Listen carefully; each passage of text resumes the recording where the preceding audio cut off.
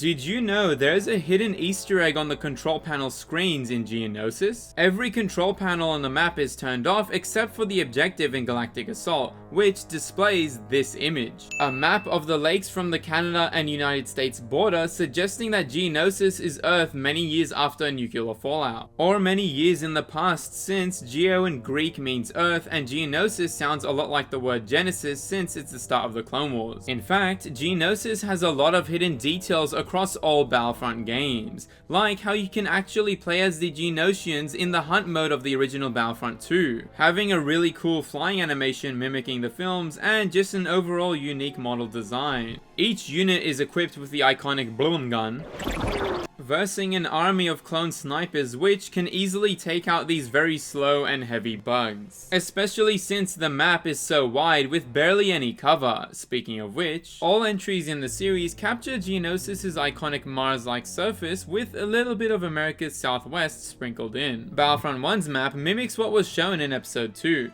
having destructible Techno-Union ships and the Republic command centers which both act as a spawn point. Plus, this map also has air vehicles like the Nexus-class starfighters and the LAAT gunships, which even have a passenger seat where you can look out into the battle just like in the films. Or not like the films if the droids steal them, but whatever I guess. All of which were cut out in the sequels map, which instead mixes a few different elements from Episode 2. But thankfully still including the ATTE for the Republic and the Spider Walkers and Hellfire droids for the CIS, just like in the first game. The map even reuses some models like the down Techno-Union base and the long spire-like structures. Speaking of which, these are actually large nests for the Geonosians that, if big enough, can hide their complex cave systems as seen in the Clone Wars TV show. Although Geonosians were inspired off of bugs like winged termites and maybe locusts, they are actually a very intelligent species, creating the designs for the Death Star and the B-1 battle droid, which is why they slightly resemble Geonosians but in a more humanoid form. The Reboots map also has some really nice details, including this really big open space with ATTEs being dropped off, destructible Techno-Union ships like in the originals, and dense dust storms, which all come together to make the most immersive map in the game. The only downside is that the AATs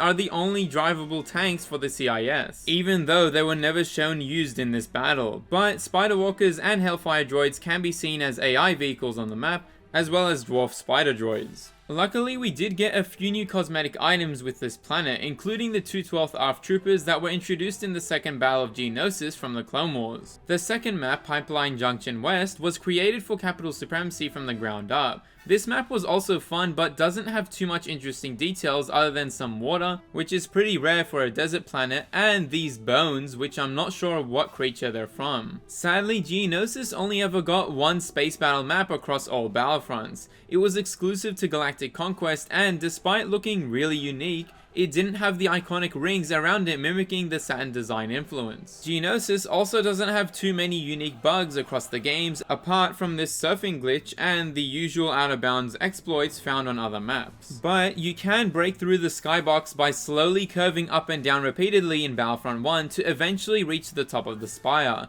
being the highest point in the game. The reboot also has some boundary glitches both on land and even in the capital ship that lets you fall all the way to the ground, and for some reason playing the game on PS5 can cause the entire capital ship to disappear from view, allowing you to see everything but the actual map. Plus, while I was getting some footage, for some reason a round started where the entire team could only pick the assault and jet trooper. Not sure why or how this even happened, but anyway, you might have noticed that this fact can be seen all around the map of the reboot, even recreating that one scene from the films. Well, they were also intended to be in the original Battlefront 1 before being cut. The demo version of Geonosis was also very different, having extra vehicles on the map with the Techno-Union ships in front of the spire and an even more flat terrain. In fact, other maps like Camino also had some cut features from the demo that didn't make it in the final version. Find out more in this video here.